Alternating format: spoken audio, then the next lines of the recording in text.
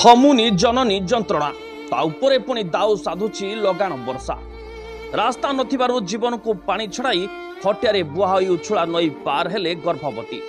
ए दृश्य कौनसी आदिवासी अधूषित जिलार दृश्य नुहे।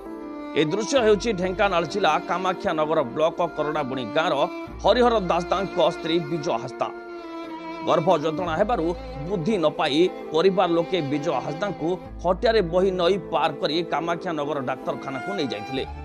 परे डाक्तरखाना रे तांकर एक कन्या संतान जन्म होइथिला।